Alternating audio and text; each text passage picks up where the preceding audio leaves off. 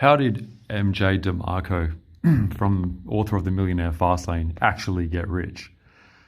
So yeah, if you haven't read the book The Millionaire Fastlane by the author MJ Demarco, definitely read it. It's a very good book. It's one of the best I've ever read in terms of creating a business system that is capable of achieving wealth, a lot of wealth.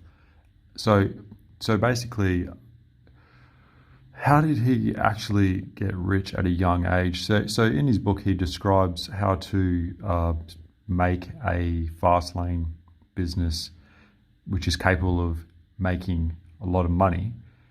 But one of the key differences is that MJ DeMarco, who did get rich at a very young age, I think it was 30s, is that the key difference was in his fast lane, it was an online based business. So he actually started a limo directory back in the dot-com boom. So the dot-com boom, the internet was new. Everyone was starting, basically taking all the businesses that were not online. It was that time where there was a lot of opportunity to create businesses online. So you just had to sort of pick what wasn't online yet and be the first or one of the first, and you had a good shot at doing something good. So he actually started a limo directory, which I think it was turned into limos.com. And the reason this worked out really well for him is that it's a business that doesn't require a lot of upfront cost and expansion cost. So he was able to, scale to the world, and that type of business, it grows quickly and it creates income that is also quite passive. It doesn't require a lot of employees. So he probably worked on it a lot from home on his own, and also he didn't really need much of a barrier of entry to get into it, because he actually was already building websites, which he learned himself. So he was building websites for people, and then that helped him to create his own website. And it grew, and he ended up selling it for like a lot of money, and then he bought it back and he built it back up again and he sold it again. And then that was his first fast lane. So if you contrast that, imagine if he chose a different fast lane that wasn't online based. So let's say he started like a burger shop or like something like that, and he invested a few $100,000, and then he paid off that first location with the profits, which would have taken a few years. So let's say he's mid-30s or something, and then he buys another location, and by the time he pays that one off, he's 40, and then it grows and grows, and he's rich by the time he's 50 or 60.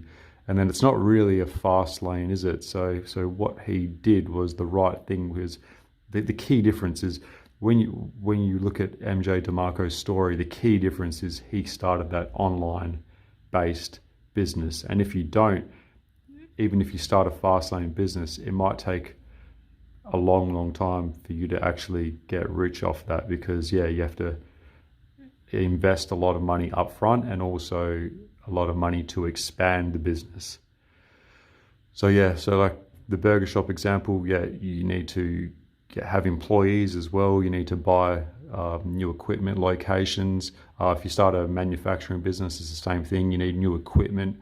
Equipment's expensive.